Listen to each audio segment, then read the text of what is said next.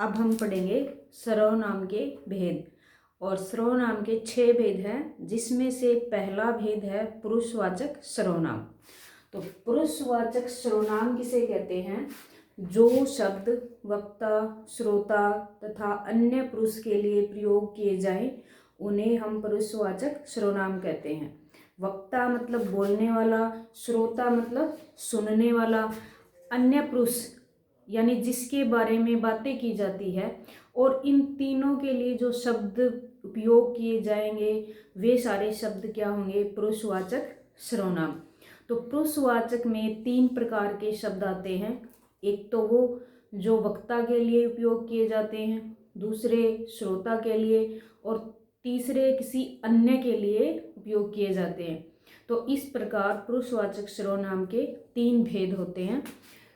पहला है उत्तम पुरुष सर्वनाम, उत्तम पुरुष सर्वनाम।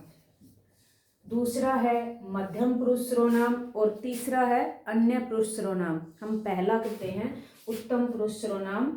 इसकी परिभाषा क्या है कि जो शब्द वक्ता अपने लिए उपयोग करता है, जो शब्द वक्ता यानी बोलने वाला वक्ता भी हो सकता है, लेखक भी हो सकता है। वक्ता या लेखक जो शब्द अपने लिए उपयोग करते हैं वे शब्द उत्तम पुरुष सर्वनाम होते हैं, उत्तम पुरुष सर्वनाम होते हैं। हमने सर्वनाम के भाग 1 में पढ़ा था कि उत्तम पुरुष सर्वनाम में कौन कौन से सर्वनाम आते हैं? मैं, तुम, यह, वह, आप, ये सर्वनाम पुरुषवाचक सर्वनाम में आते हैं। और इसमें से उत्तम पुरुष सर्वनाम में कौन से आएंगे? उत्तम पुरुष कौन होता है? वक्ता। जो उत्तम पुरुष होता है बोलने वाला, और बोलने वाला जो शब्द स्वयं के लिए भी उपयोग करेगा वो उत्तम पुरुष सर्वनाम होंगे। तो इनमें से अगर हम कोई शब्द देखें तो एक शब्द हमें मिलता है मैं, यानी कोई भी बोलेगा तो वो स्वयं के लिए मैं शब्द प्रयोग करेगा। तो ये शब्द क्या है? उत्तम पुरुष सर्वनाम है। अब मैं एक शब्द है, इससे हम बहुत सारे शब्द बनाएंगे। मैं का बहुवचन है हम, तो 1 से 2 शब्द बन गए। अब हम कारक के चिन्ह जोड़ के बहुत सारे शब्द बना लेंगे। कारक चिन्ह जैसे कर्ता कारक का चिन्ह है ने, कर्म कारक का चिन्ह है को, और करण कारक का चिन्ह है से या फिर द्वारा, और जरूरत पड़ने पर के द्वारा भी उपयोग किया जा सकता है। संप्रदान चिन्ह है के लिए, और अपादान का चिन्ह है से। ये करण वाला से साधन के लिए उपयोग होगा और अपादान वाला से अलगाव के लिए उपयोग होगा। संबंध जो कारक है उसके चिन्ह है का, के, की, रा, रे, री, ना, ने, नी। ये 9 शब्द है। कारक चिन्ह तो एक ही माना जाएगा। फिर है अधिकरण। अधिकरण जो कारक है इसका चिन्ह है में और पर। ये कारक की विभक्ति है, और ये अब हम सर्वनाम में जोड़ के बहुत सारे शब्द बना लेंगे। जैसे मैं शब्द है, मैं में ने जोड़ेंगे तो शब्द बनेगा मैंने, और मैं में को जोड़ेंगे तो शब्द बनेगा मुझे। मुझको या मेरे को ये शब्द नहीं बनेंगे, मुझे शब्द बनेगा। से जोड़ेंगे तो मुझसे शब्द बनेगा। मेरे द्वारा भी हो सकता है, लेकिन दोनों में अच्छा है मुझसे। के लिए जोड़ेंगे तो शब्द बनेगा मेरे लिए, और से जोड़ेंगे तो मुझसे ही होगा, वो हमें उपयोग करते समय देखना पड़ेगा कि कहाँ पर अलगाव के लिए है, कहाँ पर तुलना के लिए है और कहाँ पे साधन के लिए उपयोग किया गया है। हम उपयोग के आधार पर ही कर्ण या अपादान में अंतर कर पाएंगे। शब्द बनेगा मुझसे ही। मेरे लिए आगे का के किस में जुड़ेगा नहीं, रा रे री जुड़ेगा, तो ये शब्द बन जाएंगे मेरा, मेरे, मेरी और मुझ में, मुझ पर, मुझ में और मुझ पर। ये शब्द भी हम उपयोग कर लेते हैं। जैसे मुझ पर क्या बीती, तुम्हें क्या पता, मुझ में इतनी ताकत नहीं है। तो इस तरह से हम ये वाले शब्द भी उपयोग कर लेते हैं भाषा के अंदर। अब हम शब्द से बनाएंगे हमने, और फिर को जोड़ेंगे तो हमको या ऐसे कोई शब्द नहीं बनेगा, हमें शब्द बनेगा। ये को जोड़ने से जो शब्द बनते हैं ये हमें विशेष रूप से ध्यान करने हैं। हमें, हमसे, हमसे भी ठीक है या फिर हमारे द्वारा भी ठीक है, दोनों शब्द ठीक है। हमारे लिए,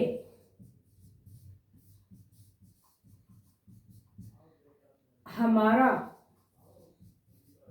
हमारी, हमारे, ये शब्द बन जाएंगे हम में या हम पर। तो इतने सारे शब्द बन गए ये मैं से भी, हमसे भी। पहले हमने मैं शब्द का बहुवचन बनाया, फिर दोनों में कारक के चिन्ह जोड़कर बहुत सारे शब्द बना लिए। और अब हम कहीं पर भी उपयोग करें, ये शब्द बोलने वाला स्वयं के लिए ही उपयोग कर सकता है, सामने वाले के लिए नहीं। तो जब बोलने वाला जो शब्द खुद के लिए प्रयोग कर सके वो कौन से होते हैं, उत्तम पुरुष सर्वनाम। तो सीधे सीधे ये सारे शब्द उत्तम पुरुष सर्वनाम में आएंगे। और उत्तम पुरुष सर्वनाम ऑप्शन में नहीं हो तो फिर ये पुरुषवाचक सर्वनाम के भेद माने जाएंगे। तो इसके बाद हम करेंगे मध्यम पुरुष सर्वनाम।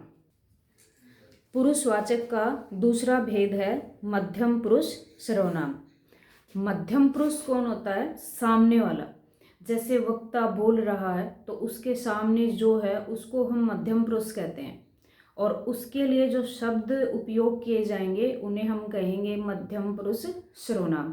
तो इसकी परिभाषा क्या होगी कि जो शब्द वक्ता या लेखक, वक्ता भी अपनी बात कहता है बोल के और लेखक कहता है लिखकर, तो जो अपनी बात कहता है वक्ता या लेखक, जो शब्द श्रोता के लिए, श्रोता के लिए भी कह सकते हैं और हम पाठक के लिए भी कह सकते हैं, जो शब्द वक्ता या लेखक श्रोता या पाठक के लिए उपयोग करते हैं जो शब्द, वे सारे शब्द मध्यम पुरुष सर्वनाम होंगे। यानी सीधी भाषा में ये है कि बोलने वाला जो शब्द सामने वाले के लिए उपयोग कर रहा है वे शब्द कौन से होंगे, मध्यम पुरुष सर्वनाम। और जो पुरुषवाचक सर्वनाम है इसमें आता है मैं, तुम, यह, वह, आप। इनमें से अगर हम देखें तो दो शब्द ऐसे हैं जो हम सामने वाले के लिए उपयोग कर सकते हैं, तुम और आप। तो हमने दो शब्द लिए हैं, तुम और आप। अब इनमें कारक की सारी विभक्ति जोड़कर हम नए नए शब्द बना सकते हैं।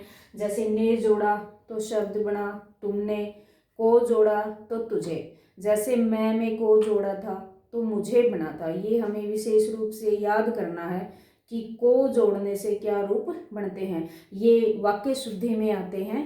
जैसे वाक्य आ गया मुझको पहले से सब कुछ पता था, तो पूछ लेंगे ये वाक्य शुद्ध है कि अशुद्ध है, तो मुझको कोई शब्द होता ही नहीं है, मुझे, तुझे ये शब्द होंगे। इसी तरह से जोड़ने से तुझसे या तुम्हारे द्वारा, ये भी हम कह सकते हैं तुम्हारे लिए, से फिर तुझसे ही बनेगा, मैंने लिखा नहीं। फिर तुम्हारा, तुम्हारी, तुम्हारे, तुझ में, तुझ पर, ऐसे शब्द बनाएंगे हम। आप शब्द में जोड़ेंगे आपने, आपको, आपसे, आपके लिए, आपका, आपकी, आपके, आप में, आप पर। तो ऐसे बहुत सारे शब्द बन जाएंगे और ये सारे शब्द हम उपयोग करके देख सकते हैं, वाक्य बना के देख सकते हैं। ये शब्द बोलने वाला सामने वाले के लिए यानी श्रोता के लिए ही उपयोग कर सकता है, स्वयं के लिए उपयोग नहीं कर सकता। और जब सामने वाले के लिए उपयोग किए जाएं वो शब्द कौन से होते हैं? मध्यम पुरुष सर्वनाम। इंग्लिश में इसको सेकंड पर्सन कहते हैं, और जो उत्तम पुरुष सर्वनाम था उसको फर्स्ट पर्सन कहते हैं, और ये मध्यम पुरुष कौन सा हो गया? Second person. लेकिन एक बात हमें ध्यान रखनी है, इंग्लिश में पर्सनल प्रोनाउन होता है फर्स्ट पर्सन, सेकंड पर्सन और थर्ड पर्सन, लेकिन हिंदी में हम ये नहीं बोलेंगे प्रथम पुरुष, द्वितीय पुरुष, तृतीय पुरुष। हिंदी में नाम इनके यही रहेंगे, उत्तम पुरुष, मध्यम पुरुष और अन्य पुरुष हम कहेंगे। तो आगे हम करते हैं अन्य पुरुष। पुरुषवाचक सर्वनाम का तीसरा भेद है अन्य पुरुष सर्वनाम। अन्य पुरुष सर्वनाम कौन सा होता है? जब श्रोता और वक्ता दोनों मिलकर किसी तीसरे की बातें करते हैं और उस तीसरे के लिए जो शब्द उपयोग करते हैं वे शब्द कौन से होते हैं? अन्य पुरुष सर्वनाम। यानी वो सामने नहीं होता, थर्ड पर्सन, उसकी सिर्फ बातें होती हैं, तो उसके लिए जो शब्द उपयोग किए जाएंगे वे सारे शब्द अन्य पुरुष सर्वनाम होंगे। जैसे हमने पुरुषवाचक सर्वनाम में शब्द लिखे थे, उसमें से हम उठा लेंगे यह और वह। यह और वह से हम बहुत सारे शब्द बना सकते हैं। यह का बहुवचन होता है ये और वह का बहुवचन होता है वे। तो एक के लिए हम यह शब्द प्रयोग करेंगे, ज़्यादा के लिए ये, फिर एक के लिए वह और ज़्यादा के लिए वे शब्द उपयोग करेंगे हम। तो हमने पहले शब्द लिया है यह, ये शब्द लिया है। जब हम यह शब्द उपयोग करते हैं और बहुत सारे कर्ता कारक के अलावा अगर अन्य कारक में इसका प्रयोग करते हैं तो शब्द आता है इस, बल्कि इस शब्द से कर्ता कारक के लिए उपयोग होने वाला शब्द भी बन जाएगा। तो यह जो होता है इसके जो रूप बनेंगे वो इस शब्द से बनेंगे, और ये के जो रूप बनेंगे वो इन शब्द से बनेंगे। वह के जो रूप बनेंगे वह उस शब्द से बनेंगे। वे के जो रूप बनेंगे वो उन शब्द से बनेंगे। जैसे यह पेन मैंने 10 रुपये में खरीदा, इसे मैंने कल खरीदा था, तो यह की जगह इस शब्द से बनने वाले शब्द आ जाएंगे। तो हमने यह शब्द लिया, लेकिन तुरंत बाद इस शब्द और इस शब्द में ही ने जोड़ दिया, तो शब्द बना इसने। फिर को जोड़ेंगे तो इसे भी बनेगा, को साइलेंट हो जाता है, इसे शब्द भी चलता है। इसे शब्द में भी को अंडरस्टूड होता है, जुड़ा हुआ होता है, इसको भी लिख सकते हैं, बल्कि दोनों में अच्छा इसे ही होता है। इससे, इसके लिए देखो, इसके द्वारा भी लिख सकते हैं हम और इसके लिए भी लिख सकते हैं, दोनों शब्द ठीक है। इसका, इसकी, इसके, इसमें, इस पर, तो ऐसे बन गए। सारी विभक्तियां जोड़ दी हमने।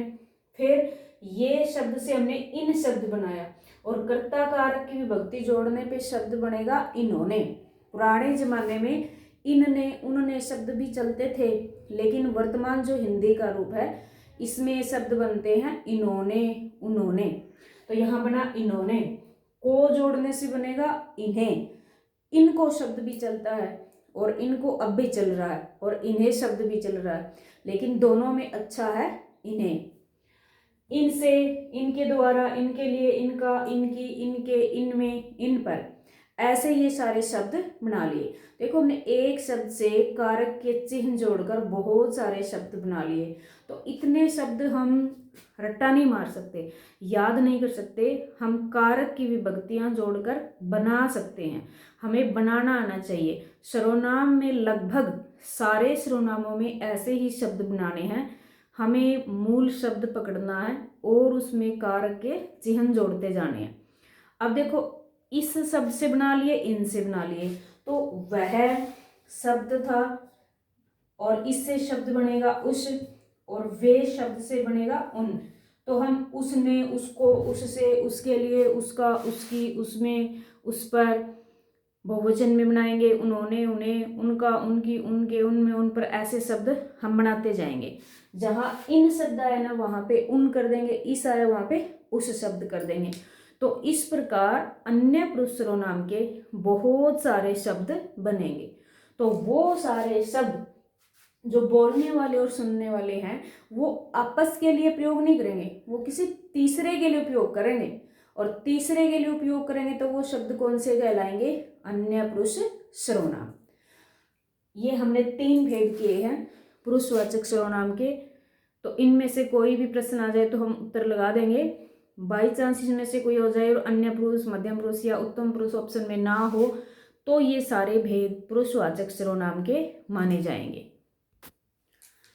हम 2 वाक्य देखते हैं कि सर्वनाम कैसे कैसे पूछे जा सकते हैं। सर्वनाम सीधे भी पूछे जा सकते हैं, जैसे तुम शब्द आ गया और पूछ लिया ये कौन सा सर्वनाम है, यह शब्द आ गया, वह शब्द आ गया, आप शब्द आ गया, कोई भी शब्द आ सकता है और किस सर्वनाम के अंतर्गत ये आएगा ये पूछा जा सकता है। कुछ ऐसे भी आ सकता है, जैसे एक वाक्य है मैं तुम्हारे लिए पुस्तक लाई हूँ। एक वाक्य में एक सर्वनाम उपयोग किया जा सकता है, 2, 3, 4 कितने भी उपयोग किए जा सकते हैं। जिसके बारे में पूछा जाए हमें आंसर वही देना है। तो इसमें देखो मैं सर्वनाम है, ये कौन सा हो गया? उत्तम पुरुष सर्वनाम हो गया, क्योंकि वक्ता अपने लिए इसको उपयोग कर रहा है। तुम्हारे लिए यानी सामने वाले को कह रही है, तो ये कौन सा हो गया? मध्यम पुरुष सर्वनाम हो गया। अब दूसरा वाक्य है मैं राधा के लिए भी पुस्तक लाई हूं लेकिन वह आज नहीं आई। अब देखो मैं है ये तो उत्तम पुरुष है, राधा के लिए यहाँ नाम आ गया, लेकिन वह आज नहीं आई। ये जो वह शब्द है ये किसके लिए उपयोग किया गया है? राधा के लिए। और राधा सामने नहीं है, राधा की सिर्फ बातें की जा रही है। तो जो सामने नहीं है सिर्फ उसकी बातें की जा रही है तो वो सर्वनाम होता है अन्य पुरुष सर्वनाम। तो वह शब्द क्या हो जाएगा? अन्य पुरुष सर्वनाम हो जाएगा। तो इस तरह हम सभी सर्वनामों को ऐसे वाक्य में प्रयोग करके देख लेंगे। तो अगला भेद है सर्वनाम का निश्चयवाचक सर्वनाम। निश्चयवाचक सर्वनाम का दूसरा नाम है संकेतवाचक सर्वनाम। तो इसका हम दूसरा नाम भी लिख लेंगे संकेतवाचक सर्वनाम। निश्चयवाचक सर्वनाम क्या होता है? जो किसी निश्चित यानी जो सामने है, पक्का है, ऐसी वस्तुओं के लिए उपयोग किया जाए वो शब्द होता है निश्चयवाचक सर्वनाम या संकेतवाचक सर्वनाम। भाई संकेतवाचक सर्वनाम इसलिए कहा गया कि ऐसे संकेत हो जाना चाहिए, उसकी तरफ हाथ करके हम बता सकें। संकेत का मतलब ये होता है, तो संकेत होगा तभी संकेतवाचक सर्वनाम होगा या फिर निश्चयवाचक सर्वनाम होगा।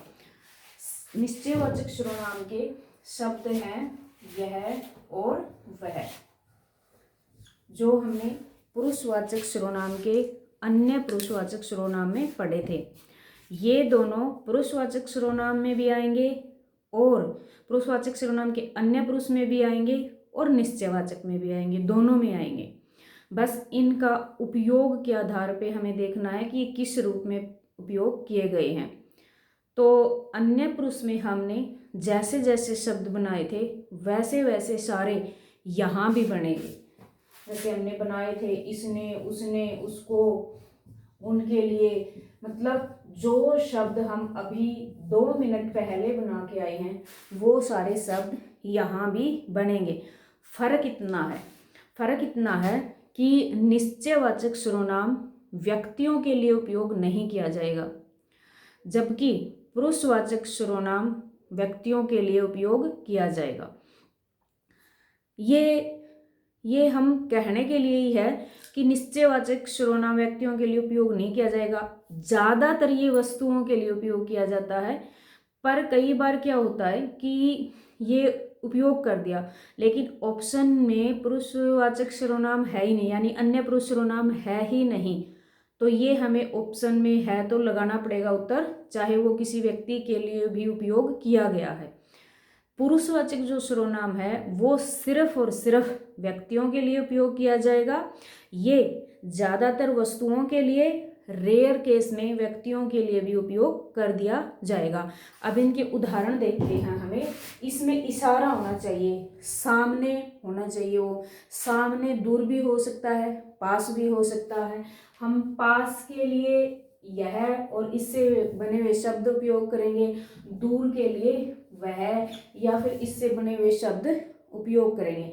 जैसे हमने बताना है कि यह मेरी पुस्तक है, यह मेरी पुस्तक है। तो अब ये जो यह शब्द है ना, ये पुस्तक की तरफ इशारा करके हम बता सकते हैं। जैसे कहें यह मेरी पुस्तक है, दूर रखी हो तो वह मेरी पुस्तक है। तो ऐसे इशारा होना जरूरी है, संकेत होना जरूरी है। जैसे हम लिख दें कि वह हमारा घर है।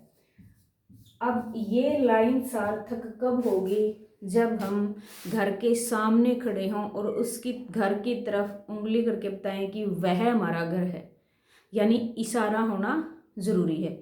तो ये वह या यह कौन से हो गए? निश्चयवाचक सर्वनाम। अब देखो, जैसे हम लिख दें कि सोहन मेरा छोटा भाई है, सोहन मेरा छोटा भाई है, वह आज दिल्ली गया है, वह आज दिल्ली गया है। तो अब देखो यहाँ पे जो वह शब्द आया है, इसकी तरफ हम इशारा नहीं कर सकते। ये तो हम बता रहे हैं कि सोहन है कोई लड़का, मेरा भाई है वह, और वह आज दिल्ली गया, उसके बारे में सिर्फ बातें की जा रही है। तो यहाँ पे ये कौन सा हो जाएगा भाई? अन्य पुरुष सर्वनाम। तो इस तरह हम अंतर कर सकते हैं। बाकी दोनों में से एक ही ऑप्शन रहे तो हम वो ही उत्तर लगा देंगे। अगर दोनों ऑप्शन में हो तो हम इस प्रकार अंतर कर सकते हैं। जो पुरुषवाचक सर्वनाम होता है वो वस्तुओं के लिए व स्थानों के लिए उपयोग नहीं किया जाएगा, सिर्फ और सिर्फ व्यक्तियों के लिए उपयोग किया जाएगा। निश्चयवाचक सर्वनाम है वो ज़्यादातर वस्तुओं के लिए, स्थानों के लिए उपयोग किया जाएगा, कुछ समय के लिए यानी रेयर केस में वो व्यक्तियों के लिए उपयोग भी कर दिया जाएगा ज़रूरत पड़ने पर। तो इस प्रकार हम दोनों में अंतर करेंगे। तीसरा जो सर्वनाम है अनिश्चयवाचक सर्वनाम। अनिश्चयवाचक क्या होता है? जिसमें कुछ भी निश्चित ना हो, यानी पक्का पक्का ना हो, बस कुछ है, सिर्फ ये पता चले, उसका प्रॉपर नहीं पता हो कि वो है क्या। तो वो कौन सा होता है? अनिश्चयवाचक सर्वनाम। जिसमें अनिश्चितता का ज्ञान हो वो अनिश्चयवाचक सर्वनाम होता है। तो जब हमने 11 सर्वनाम पढ़े थे उनमें से हमने शब्द लिखे थे कोई और कुछ, कोई और कुछ। तो एक आधा शब्द इन्हीं से बन जाता है, जैसे किसी, किन्हीं, यानी अनिश्चितता का भाव प्रकट होता है इनसे। तो ये कुछ एक शब्द हैं, ये अनिश्चयवाचक सर्वनाम होते हैं। जैसे शब्द आ सकता है कि दरवाजे पर कोई आया है। भाई दरवाजे पर आया है, या हम यूं भी लिख सकते हैं कोई दरवाजा खटखटा रहा, हमें नहीं पता कौन आया है, बच्चा है, बूढ़ा है, या किसी पशु ने ऐसे ही सिर लगा दिया, या कौन है हमें नहीं पता, बस अनिश्चितता का भाव है कि कोई है। तो ये अनिश्चयवाचक सर्वनाम हो गया। जैसे कमरे में कोई छुपा है, हमें नहीं पता कौन छुपा है, अनिश्चितता है इसमें, तो अनिश्चयवाचक सर्वनाम। जैसे दादाजी कुछ लाए हैं,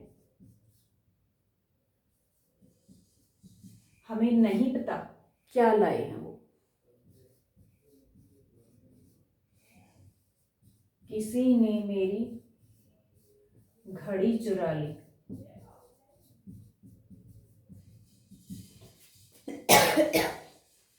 किसी ने, नहीं पता किसने चुराई है। किसी ने भीड़ में पत्थर मार दिया, नहीं पता हमें। तो ये सारे कौन से होंगे? अनिश्चयवाचक सर्वनाम। पुरुषवाचक को छोड़ के बाकी छोटे छोटे सर्वनाम ही हैं। तो अगला हम करेंगे प्रश्नवाचक सर्वनाम, यही कर लेंगे। नंबर 4 प्रश्नवाचक सर्वनाम। और जब हमने 11 सर्वनाम लिखे थे तो उनमें से जो शब्द आए थे प्रश्नवाचक सर्वनाम के वो थे कौन और क्या। फिर क्या की जगह एक शब्द आता है किस शब्द, और इसमें ने जोड़ देंगे किसने, और फिर को जोड़ देंगे तो किसे भी बनेगा और किसको भी बनेगा। और इसी तरह किससे, किसके द्वारा, किसके लिए, किससे, किसका, किसके, किसकी, किसमें, किस पर, ऐसे शब्द बनते जाएंगे जैसे हमने इस शब्द से बनाए थे। इस प्रकार हम किस शब्द से भी बहुत सारे शब्द बना लेंगे। इसका भी एक बहुवचन का रूप बनेगा, जैसे किन्होंने, किन्हें, किनसे, किनके लिए, किनका, किनकी, किनके, किन में, किन पर। तो ऐसे हम बहुत सारे शब्द बनाएंगे और वो सारे प्रश्नवाचक शब्द बनेंगे। या फिर हम यूं कह सकते हैं कि कब, कहाँ, कितना, कैसे और क्यों, इन 5 शब्दों को छोड़कर जितने भी प्रश्नवाचक शब्द बनेंगे वो सारे के सारे प्रश्नवाचक सर्वनाम होंगे। 5 शब्दों को छोड़कर जो भी शब्द बनेंगे जिनसे प्रश्न पूछा जा सके वो सारे प्रश्नवाचक सर्वनाम होंगे। तो उदाहरण देखो, जैसे दरवाजे पर कौन आया है, दरवाजे पर कौन आया है, यहाँ पे सीधा प्रश्न पूछा गया है, यहाँ सिर्फ अनिश्चितता प्रकट की गई है। दादाजी क्या लाए हैं, दादाजी क्या लाए हैं, यहाँ पे भी प्रश्न पूछा गया है।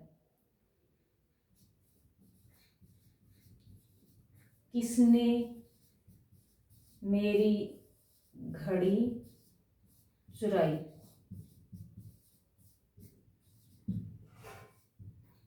तो यहाँ भी प्रश्न पूछा गया है। तो हमें ये देखना है कि कहाँ पर सिर्फ अनिश्चितता प्रकट की है और कहाँ पर प्रश्न पूछा गया है।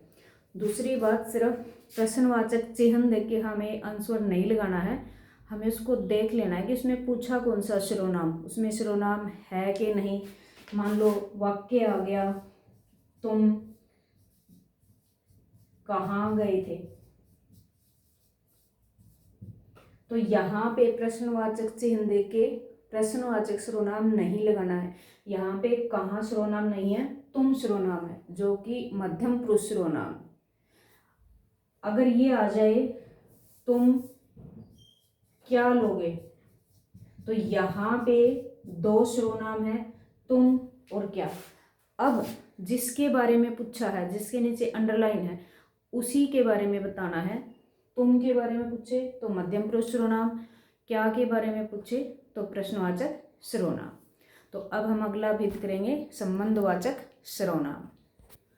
संबंधवाचक सर्वनाम 2 वाक्यों के बीच संबंध बनाता है, यानी 2 वाक्यों के बीच जो कर्ता होता है या फिर क्रम कोई भी हो उनके बीच संबंध बताएगा, तो वो होता है संबंधवाचक सर्वनाम। इसमें जो 2 शब्द आते हैं, जो और सो, तो जो से तो रूप बनेंगे जिस शब्द से, जिस में जोड़ देंगे ने, जिसने, जिसे, जिसको, जिससे, जिसके लिए, जिसका, जिसके, जिसकी, जिसमें, जिस पर, जिन्होंने, जिन्हें, जिनका, जिनकी, जिनके, जिनके लिए, जिनमें, जिन पर, यानी जो इस जैसे शब्द बनाए थे, इस शब्द से बनाए थे, वैसे ही जिस शब्द से भी बन जाएंगे।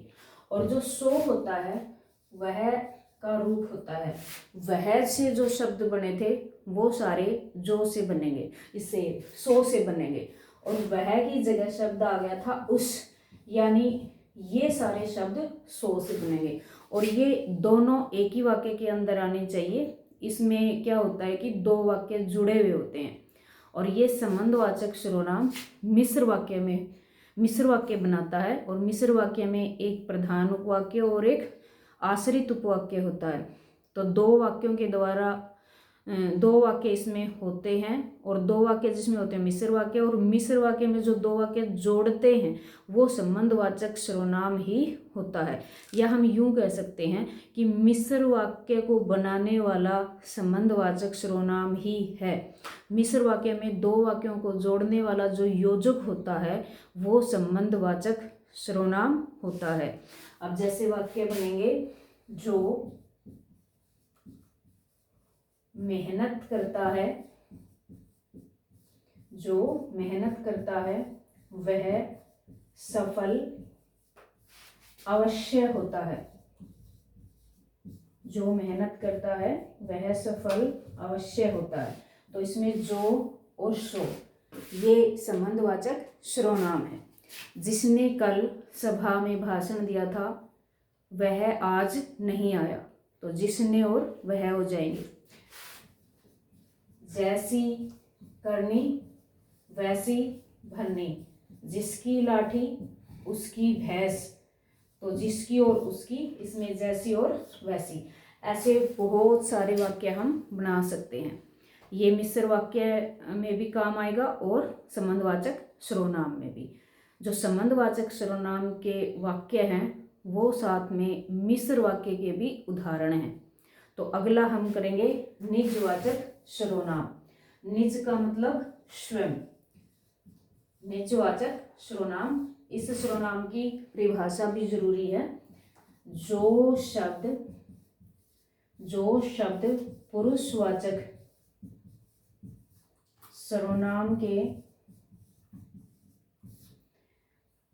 अपनेपन का बोध कराए उसे निजवाचक सर्वनाम कहते हैं। उसे निजवाचक सर्वनाम कहते हैं। और ये जो शब्द हैं, मूल शब्द तो इसका एक ही है आप, पर शब्द ये भी प्रयोग किए जाते हैं जैसे अपने आप, स्वयं, स्वतः, खुद, कई बार अपना, अपनी, ये शब्द भी उपयोग कर दिए जाते हैं। जैसे मैं स्वयं खाना पका लूंगा, मैं स्वयं खाना पका लूंगा। तो अब देखो, स्वयं यानी खुद, स्वतः भी आ सकता है, मैं स्वतः खाना पका लूंगा, मैं अपने आप खाना पका लूंगा, मैं खुद खाना पका लूंगा। लेकिन एक बात हो रहा है, यहाँ पर हम आप शब्द भी उपयोग कर सकते हैं। मैं आप खाना पका लूंगा, ये वाक्य भी ठीक होगा। आप का मतलब यहाँ पे है अपने आप, तो जहाँ पे आप शब्द का अर्थ अपने आप या खुद निकले वो होता है निजवाचक। जहाँ सामने वाले के लिए उपयोग किया जाए वहाँ होता है मध्यम पुरुष सर्वनाम। जैसे आप बैठिए, तो यहाँ ये जो शब्द है ये है मध्यम पुरुष सर्वनाम, और ये जो शब्द है ये है निजवाचक सर्वनाम। एक रूप इसका और आता है, जैसे मोहन का खुद का लड़का विदेश गया है। मोहन का खुद का लड़का विदेश गया है। जैसे बातें हो सकती है ना कि मोहन का खुद का लड़का विदेश गया है, मुझे मना कर रहा है, ऐसे बातें होती रहती है समाज में।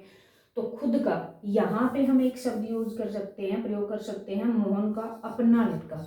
तो यहाँ जो अपना शब्द है ना, ये संबंध नहीं बता रहा, ये खुद के साथ खुद का संबंध बता रहा है। तो अपना मतलब खुद का। तो हम एक दूसरे शब्द को बदल के देख लेंगे। जहाँ पे अर्थ निकले खुद का, वो शब्द होता है निजवाचक सर्वनाम।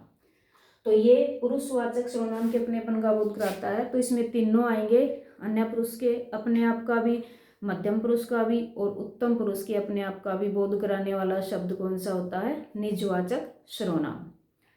इसके अलावा तू एक शब्द है जो मध्यम पुरुष में आता है, अब ये उपयोग नहीं किया जाता भाषा में, पहले किया जाता था। अगर आ जाए तो ये मध्यम पुरुष सर्वनाम होगा। तो अगला टॉपिक हम करेंगे विशेषण। सर्वनाम के पहला भाग और ये दूसरा भाग है, इसमें पूरा टॉपिक है ये। नमस्ते।